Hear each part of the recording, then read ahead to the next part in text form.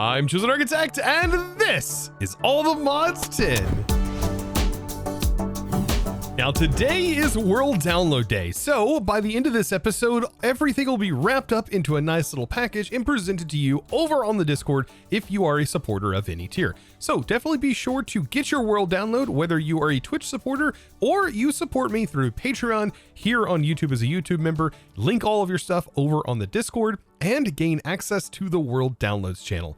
Guys, I look forward to seeing you over in the Discord, and with that being said, let's get on with today's episode. Just want to mention from the start, as of the time of this recording, Refined Storage 2 has not been updated yet, so just keep that in mind. Now, I feel like today is going to be a huge, and I mean huge, turning point in this pack, because today we are going to get into a better storage logistic mod, and that is going to be the most powerful one in my opinion, Applied Energistics. Chosen, this mod is very complicated and hard to get into. Well, you know what? I'm going to try my best to explain it and also kind of not go through all of the monotonous parts the best I can. Now, if you are looking for a very detailed guide on how to get through Applied Energistics, definitely check out my guide. All you got to do is on YouTube search up ChosenArchitect Applied Energistics 2 guide, and there it is. Now, it may be about an hour long, but it's got to be one of the most comprehensive guides out there. So this is going to be a two-parter, right? We're essentially going to be getting Applied Energistics not only to have a beautiful auto-crafting system that, like I said, can auto-craft things for us and can also do process crafts for us, but this also gives us access to some really, really useful utilities that Applied Energistics offers. For example, the growth accelerator. And I think using this growth accelerator, we can bend it to our needs and we can make some very, and I mean very, very fast mystical agriculture farms. Now, I do plan on showing some really cool tips and tricks. For example, this is a meteor that we're going to need to find to even get started with Applied Energistics. And something that we can do is we can just mine into this very, very quickly using ours or even a diamond pickaxe, right? It's you can use an iron pickaxe on it, but it's going to take a little bit more time. But what I'm really after is the good stuff on the inside here. So this is what's actually important. And I love that now it does appear like Ceris quartz blocks are in here, which is kind of cool, because before what you would do is you would just end up breaking the budded chorus until you got Ceris quartz. But it looks like we actually get some blocks of it in here. But what I'm really looking for is the flawless Ceris quartz. Okay, so it looks like there is a flawless Ceris in here. Looks like two of them. There's one right there, and underneath here, there's another one. And we can grab this that's on here. Just don't break the flawless ones, right? Those are the ones that are important. All the other ones, yeah, you can definitely break. I would break everything except for these flawless. Speaking of breaking flawless or not breaking flawless, how do we pick up flawless and move it? There's a lot of different ways. Typically, we can use a cardboard box on it and we can pick it up. That's one method. And another method that I really like is by using the cut paste tool. So we can go to the cut paste. I can right click and shift right click to select this. And then I can just hit cut and I can actually pick up this for place to move it later on. Now, to this point, I do want to mention some textures may look a little bit different in my playthrough than yours. And the reason is because I prefer this darker Applied Energistics texture because the new current texture I'm not the biggest fan of. It is very, very bright and very much on the white side of things, which doesn't really fit in or match any other mod that we've played with so far. But I do have a solution to this. This mysterious cube, for example, is a little bit different in its texture, and that is due to a texture pack or a resource pack called AE2 Blackout. And you can get this over on CurseForge and you just throw it in. And also while you're over there, might as well download the darker pipes if that's something you're interested in. I actually made this resource pack, but these are both mods that are going to make the textures just slightly darker. The AE2 Blackout is really, really good because it also makes the GUI dark mode, which in my opinion, it's absolutely blinding with the new AE textures. Okay, so now with that out of the way, all we have to do is break this cube. And this is going to spit out everything that we're going to need, including a guide for AE2, which is something that I really wanted to mention. So we get all of these now. It's so much easier to start this mod. The guide is kind of cool too. We can use this item to open it up, or I recommend setting the hotkey, which is by default on G, and you've probably already unassigned it, set up the guide hotkey to W, which is kind of what create uses. And so when you're in an inventory, you can hit W and you can pull up a guide that shows you everything about the mod. and also for the add-ons. And some really cool things that I would recommend is checking out the example setups tab, where you can see example farms. Of course, I'm not telling you to not watch me do it, but I will go through a little bit of those things, but I won't be able to cover and fully explain everything because there's just so much in the mod. Okay, so we found one meteor, but I would really like to find two. It's not necessary, but I would love to have at least 4 of these flawless, because it's going to make getting started a whole lot faster. And thankfully there was another one right next to the Sky Village. And I am going to take these inscriber presses because, believe it or not, we're going to need them later on. And crazy enough, this one has 1, 2, 3, 4, 5 flawlesses in it. So yeah, every meteor could have something different inside. So now remember, my idea was to have a lot of magic stuff up here. I think also some mob farms up top here. And down below is going to be the tech side of things. So I've gone through and I've gone ahead and cleared out this area, and I've got everything converted to stone so that way I have a blank template, much like the setup above. But what we're going to do is we're going to set up the applied energy sticks in this main room, and it's going to be a center point of the entire room. So I'm going to take the rest of the quartz blocks that are not the ones that are flawless, and I'm going to break these down. So the reason I'm doing this, I'm breaking them, is because it's going to give me Ceris quartz blocks. And this is what's going to allow us to get started with this mod so quickly, because this allows us to get Ceris quartz crystals. And we are going to need 16 of them to start our loop of Ceris. And that loop is actually going to start off by us having a constant supply of Ceris quartz dust. And believe it or not, there's a way that we can do that with these. So let's go ahead and pop this down and then shift right click, and we now have a flawless budding quartz on top of a pedestal. Now the pedestal is irrelevant, it just looks really nice. But what's not irrelevant is the extractor going on top of this. And then what we can do is we can set up a barrel on top, and then we just need to place a source of water under here. Now, just in case you didn't know, you can actually waterlog pedestals, and this actually works with a waterlogged block. You can see this is now going to start working, and what we have here is a pedestal in the middle, even though the pedestal really doesn't matter in this case. And we now have an extractor formation that is going to start over time producing the Ceris dust. And this is why I wanted 4 of them to make this a bit faster. Now the next step is going to be making a couple of chargers, and I think 2 is going to be enough, along with some hoppers, which is going to help us automate the production of our Ceris crystals being charged. And yeah, I'm going to stick with this being just into a hopper, but yeah, we're going to have a charger that's going to go right here, and I might as well put a charger right here. And having more than one, of course, is going to make things a little bit faster. We have the resources for it, so we might as well.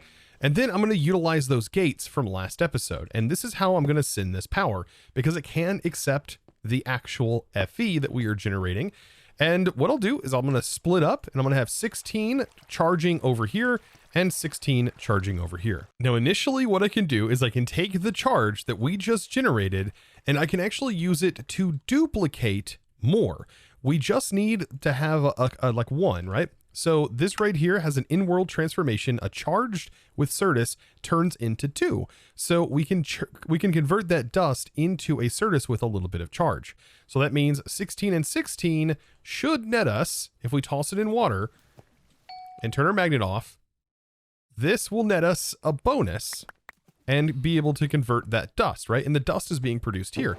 So we now have an infinite way of generating this, but we only need to do this for so long, because here soon we can put it in a machine and it's going to go really fast in that machine. And to make that Fluix, now that we have a little bit more Ceris, we just toss those recipes in there, or those ingredients, which is going to be the redstone, the regular nether quartz, and we now have ourselves 32. Remember, I put 16 in, we got 32 Fluix crystals out of that. Now at this point, making an inscriber is probably a good idea. So an inscriber is how we're going to make presses for our storage and all that stuff. You may be very familiar with this block. Also notice how it looks a little bit different because of that texture pack. So just keep that in mind. All of these textures are nice and dark, and I think these textures look really, really good.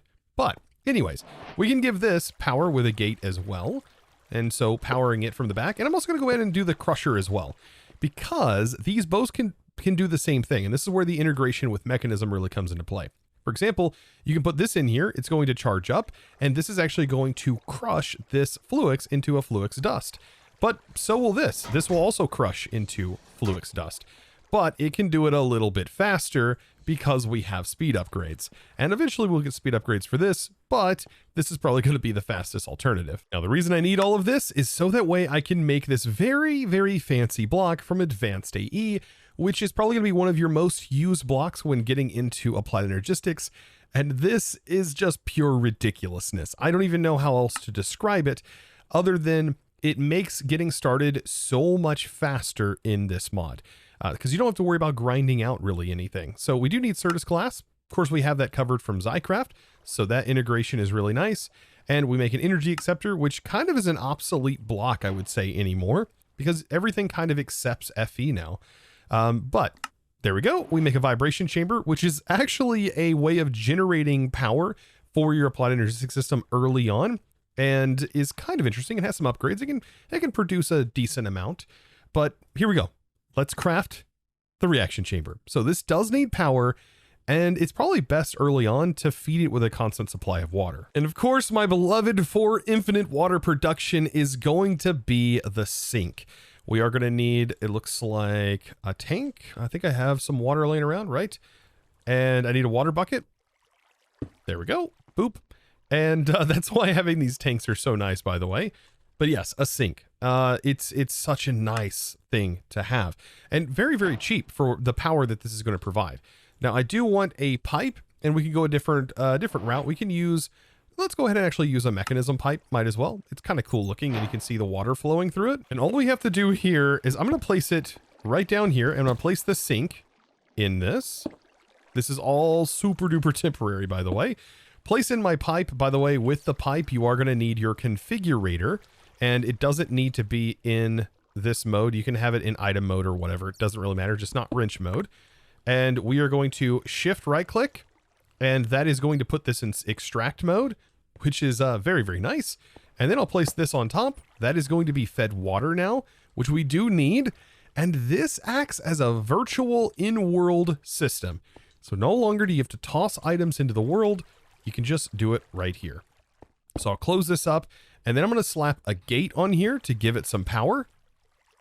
Might as well, right on the top. And this doesn't look like it has power yet, but boy, is it powerful. So over here, we have our charged Ceris, and I have some charged over here. And let's say I wanted to take this and I wanted to do 32, 32 on the charged Ceris side. Let's put the dust in, and I put this in.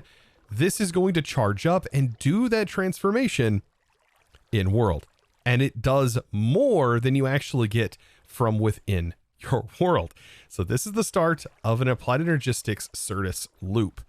Now, some other really cool things that the reaction chamber can do is it can also give you more of your Fluix. So yeah, definitely use this as soon as you can make it. Oh yeah, and remember how we were charging this inside of a charger? This block can also charge. You just need to put Ceris in there, wait for the power to generate enough power, especially if you had more power than I'm currently giving it, which we will in the future.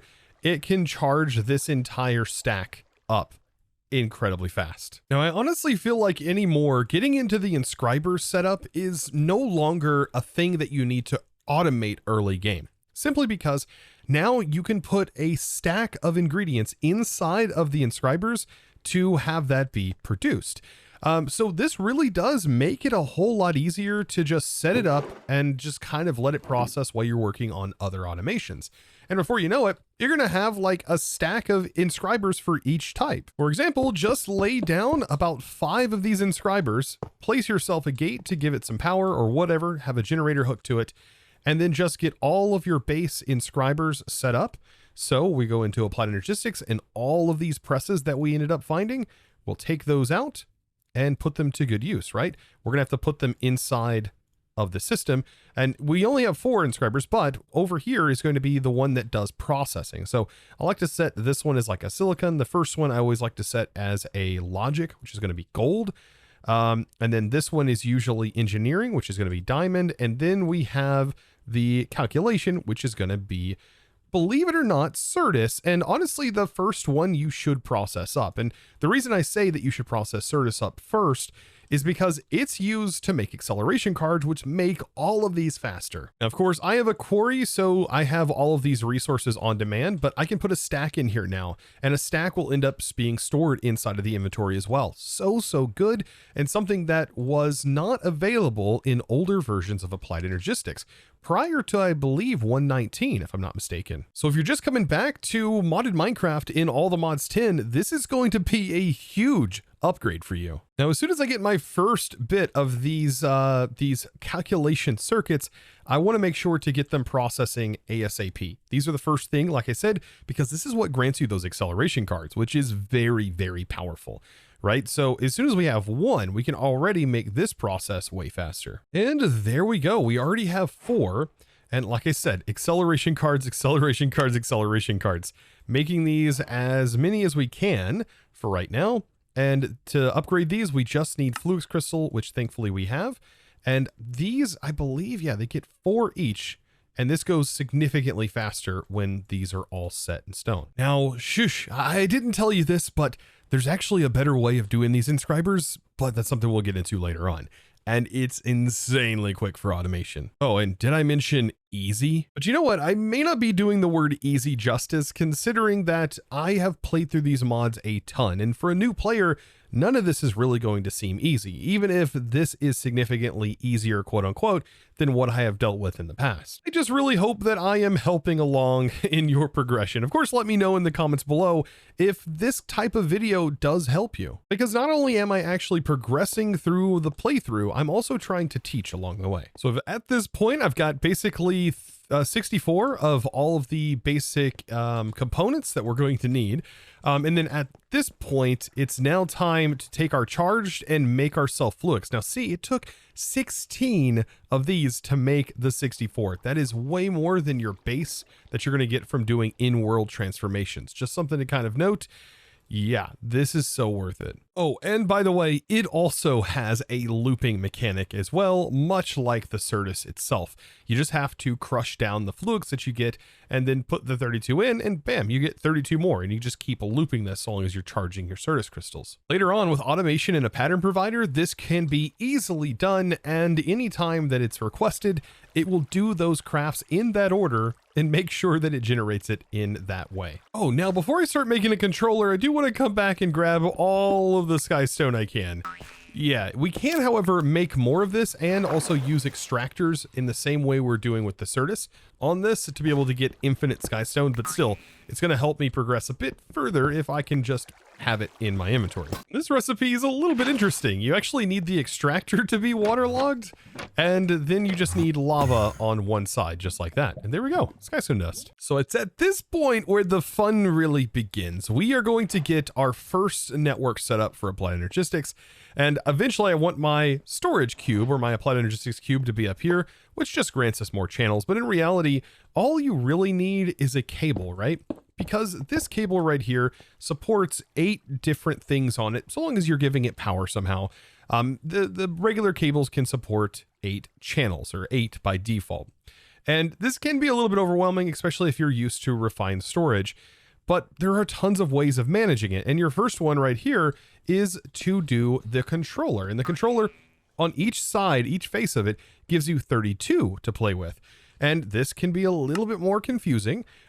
Just consider that a basic network cable like this supports 8 channels, and the controller each side supports 32. And the way that you carry 32 is through a dense version of the cable from Applied Energistics.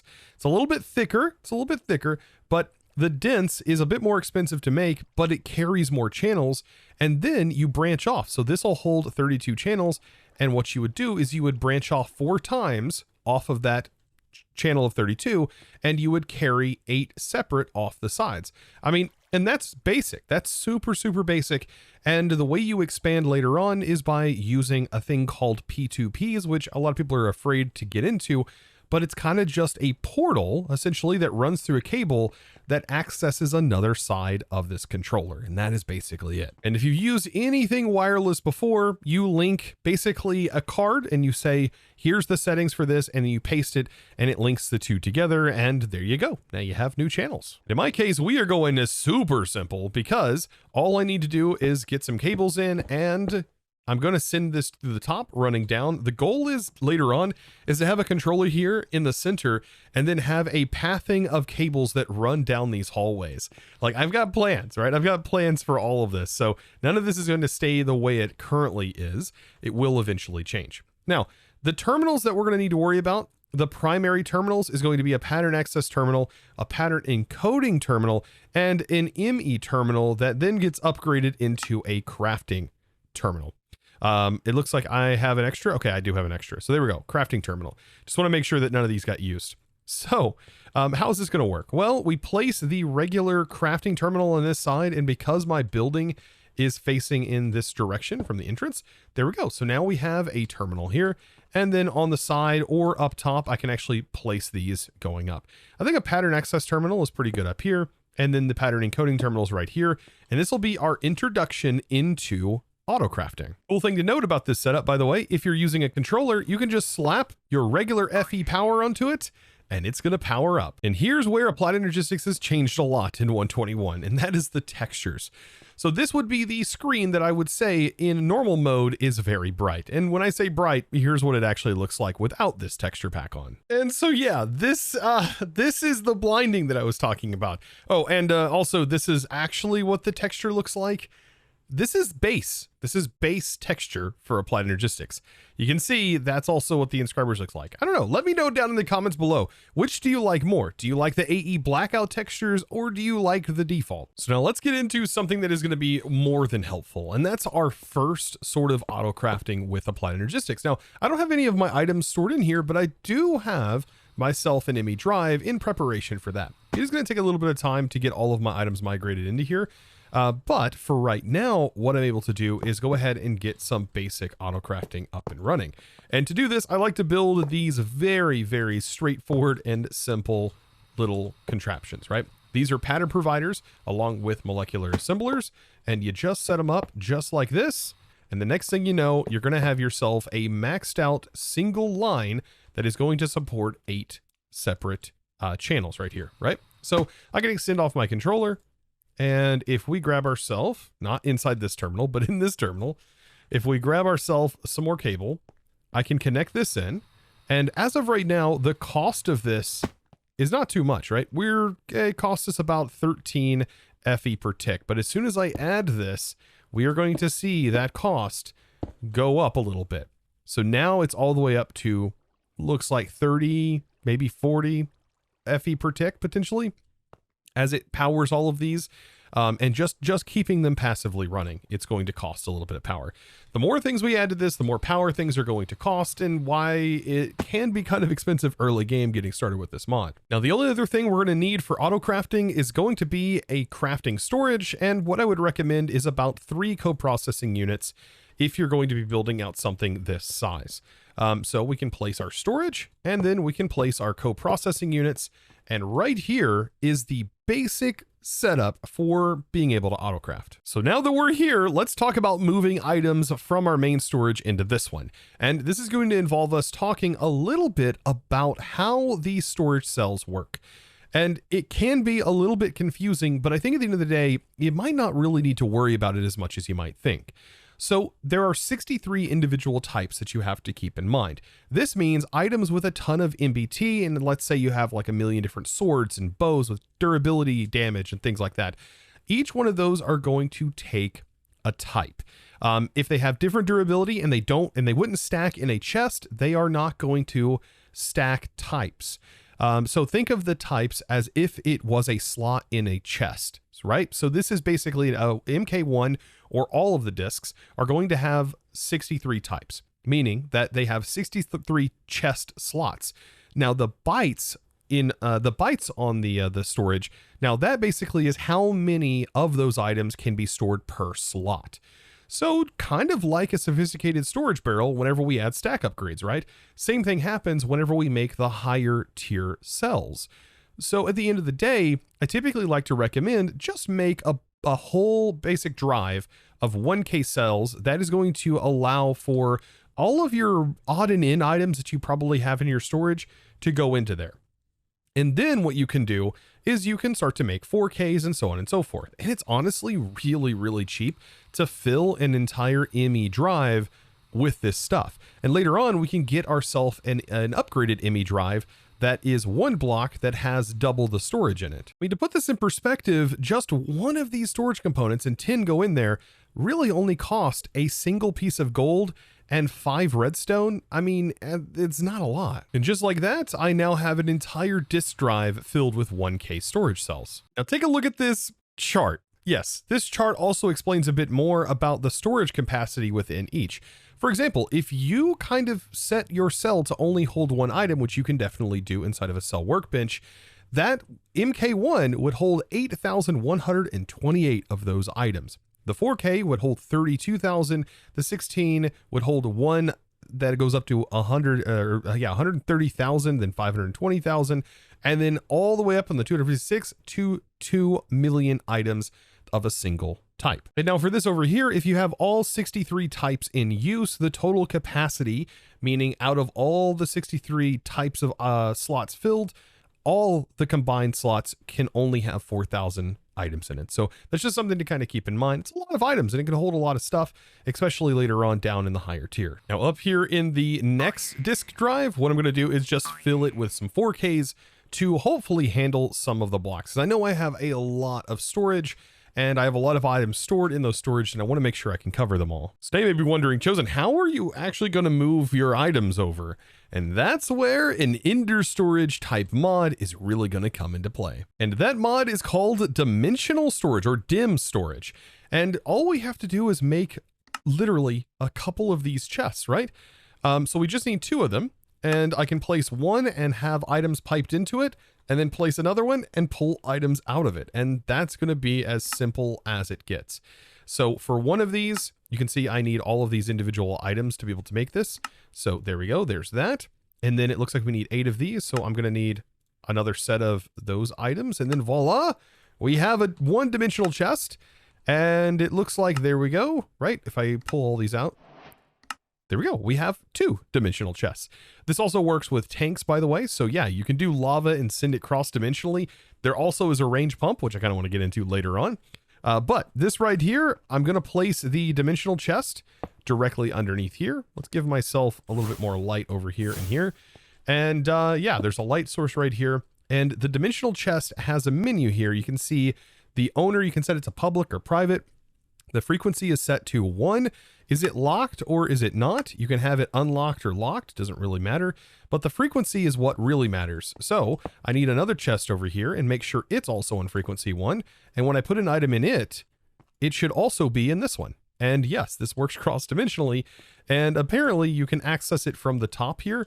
I don't know if you can access it from any other side, but I want to use an ME import bus on it to essentially get my items from my main storage to here. So now back at my base, I want to make sure that both of these areas are chunk loaded, or specifically this area, right, where we're going to be pulling the items out from. And then I'm going to place my pipe in just like this, connected directly to the lectern. And thankfully the lectern allows us to pull items out from it. Oh, that is going to actually make this so nice. Use a wrench to make sure this is on pull mode. We should see items start to flow in here. I'm going to speed that up by putting an advanced pipe upgrade in here, and things are really going to start ripping very soon. So let's head back to our castle base where everything is going to now get moved, and let's head down to our storage, and we should see all of those items in here. Perfect. I do want to take these items out. There's going to be a lot of items I'm probably going to end up trashing as we continue this process. But yeah, there are some items that honestly we don't need anymore, so we can just get rid of them. Now, I have some acceleration upgrades in here. This is an import bus, and notice an import bus looks a lot like a hopper, right? And so the design is so that way it does work like a hopper. So the importer is going to pull items in much like a hopper would. And same with the export bus, it looks very similar, except the opposite. So let's do applied. Let's grab a cable, and all we have to do to get the storage flowing is by connecting it up.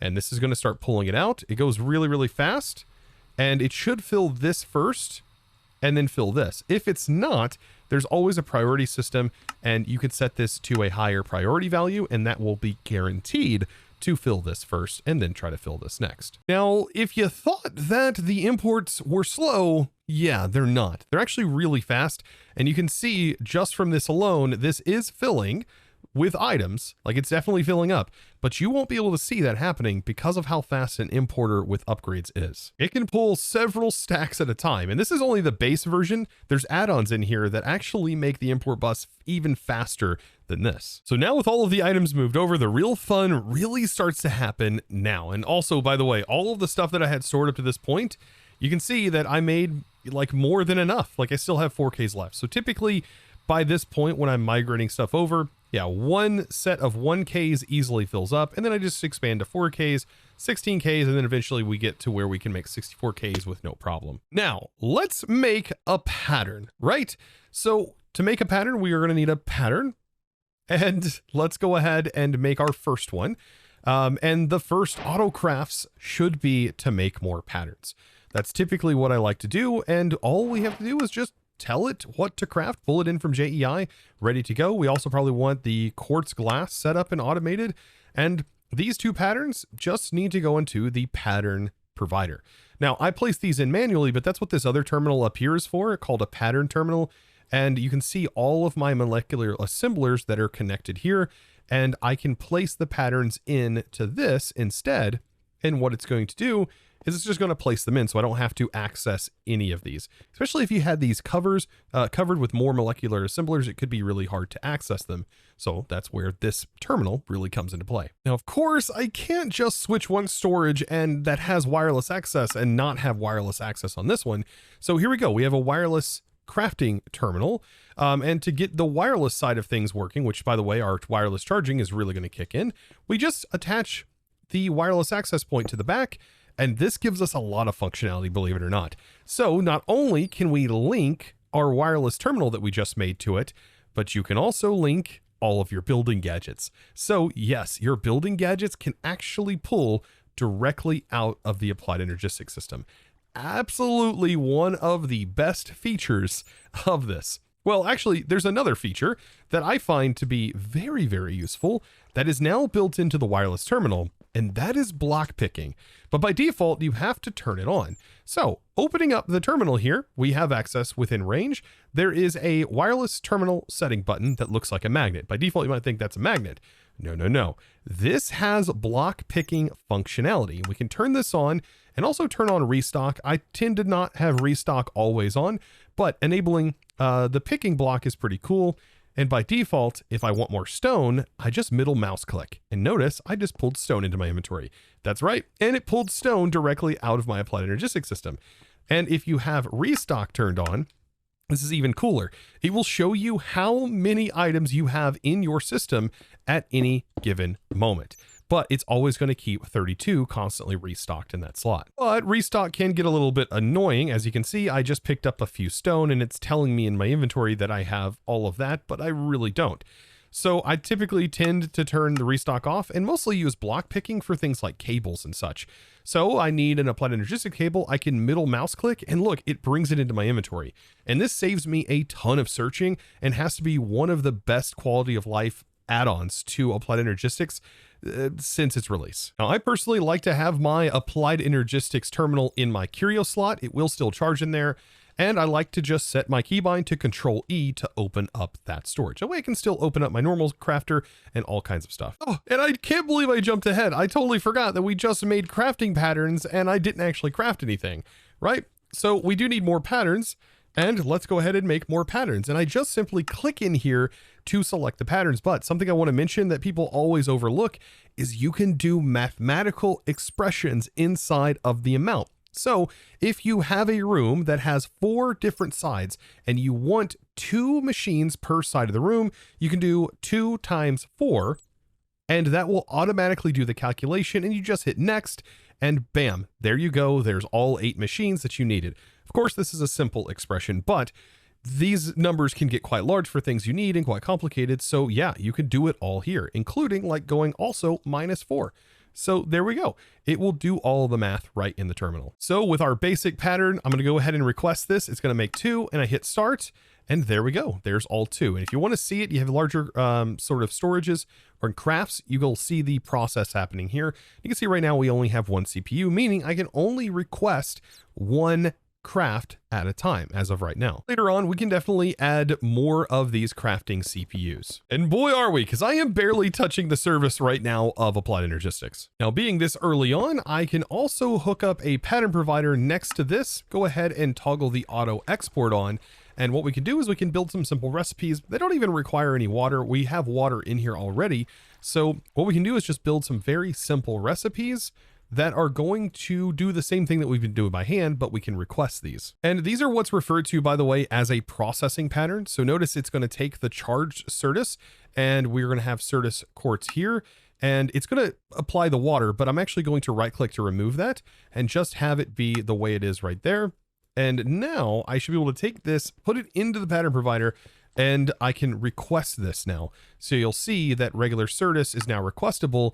And whenever I do this, it's going to send the items in and then almost immediately send it back. It happens so fast because of these upgrades and because of the pattern provider sending it power now that, yeah, it's just ridiculous. Now, same thing for something like the crusher, right? I am placing this on the face of the crusher just for right now. But yeah, setting this up on the bottom looks really, really nice. And in the crusher on the face, I just want to make sure that it is set to input output and auto eject on. And that solves a huge problem for us, right? Now we have the crushing capability. All I have to do is build recipes that send the item in and expect an item out. And a really good use for this is making Ceris dust and also Fluix dust. Just to see this in action, let's say I want 10 of those. I start this, it sends the ingredients in and automatically it's sent back out. So this is very, very nice to have as an early game setup. And definitely it may be ugly. It may be like not great, but this will allow me to expand pretty quick. Now, some things that I'm going to be using quite a bit are also going to be called storage buses. And storage buses allow me to connect a container to the storage to use it as a storage. But it's also filterable. So it becomes a really, really nice tool later on whenever we start to filter things, especially if we want to, for example, filter a dimensional chest and so on and so forth. But as of right now, this dimensional chest is an import into our Applied Energistics system. So anything that I make, I can go take my other one and I can place it somewhere that's generating resources, and those resources will just make its way to the Applied Energistics system. And man, I wonder how many times I have said Applied Energistics system today. Yeah, don't turn this into a drinking game. It's not a good idea. Now, I do want to try and make this. So this is an infinite range booster card, and I just don't know if the power increase is going to be too high for us to handle right now. This is one option for getting unlimited range on our wireless terminal. The other option is actually built into the AE2 library mod, which is what gives us the wireless terminals in the first place. The other method being a little bit weirder than actually just crafting a card, where you have to kind of entangle your systems together, essentially. So it can be a little bit more confusing, but there is, I mean, it is something that is not too bad. And I know it doesn't cost that much power to keep it up and running. Now, you may be wondering, wait, Inderium? Wait, Lumium? Wait, Thermal's not in here. Well, it's not in here yet. And the packs are actually designed in a way that these mods can update over time. And if Thermal does get upgraded, these are possible. But if it's not even in here, we still have access to this and we can make it in these ways right here. So I went ahead and made up some Inderium, and I've also got my Lumium ready to go. And yeah, all we have to do now is craft our wireless boosters. These are how you would actually just extend your range normally. But the infinity range booster, I'm kind of curious. So right now we are using 88 FE per tick. Am I going to have enough for this? It's infinite and it only uses 18 FE per tick. That is absolutely ridiculous. And there we go. So this should allow us to have cross-dimensional terminal support. That is a little bit bonkers. I was honestly expecting it to cost more power, but with it being as simple as that is to make, that is got to be the best way to get infinite cross-dimensional range. So if we go back to our sky base, we can actually see that we can access our terminal. Oh no, so that must be just the overworld range one. Maybe there's another one. You know what? I actually think I am a complete dork because I have yet to chunk load my base. Notice, by the way, I built this in a way that all of my base fits within a chunk nice and smooth like this. Oh, it's so clean. I love it. And it actually fit perfectly inside of this area. So I just want to make sure the main part's chunk loaded. Let's try this again. Okay, we'll head back. I can access my terminal, and we still can't access it cross-dimensionally. Okay, so there's probably another card. Aha, and there is. So it is a dimensional card from the Infinity Booster, and it just requires you to make all of these. Now, the other method that I mentioned earlier, using the Quantum Bridge, the card, that is full cross-dimensional and does work everywhere. And it's honestly not that hard to set up, so that might be something we also look into. Now, with all of that, there are 2 more patterns that are necessary in our progression moving forward. And that is going to be making the Crystal Resonant Generator, which is unlimited power on an AE network. And I say unlimited because it only generates enough power for some significant things, but it's infinite, and all it costs is this right here, right? So it's free power. We need this, and we're also going to need the growth accelerators. So growth accelerators are what we're going to use for mystical agriculture, and this is all going to happen next episode, and it is going to be absolutely glorious. But we are going to need these items basically right here in order to fully get started with this. I am pretty about this because this opens up a tremendous amount of possibilities for us, and I cannot wait. So now I hope this was enough of a comprehensive guide and straight to the point setup for Applied Energistics that'll hopefully get you through Applied in your own world. Because of course, as of right now, Refined Storage is not available in this pack. I would have loved to played with a Refined Storage too, but it's going to be coming soon, so definitely keep your eye out for it. It'll be here before you know it. Now, of course, if you did enjoy, click that subscribe button if you haven't already, and give this video, well, a huge thumbs up. I would really appreciate it. These videos do take quite a bit of time to produce, so yeah, that's the least I can ask. And of course, guys, it's now time to thank the amazing supporter of today's episode. And that huge thanks is going to go out to, if I can spell thanks right, Nate the Snake. Thank you for your amazing support and choosing to support me over on the Discord by becoming a Discord premium member and getting access to the world downloads. And of course, our supporter servers. So definitely check that out. And guys, I just want to say a huge thanks to you. And of course, as always, thanks for watching.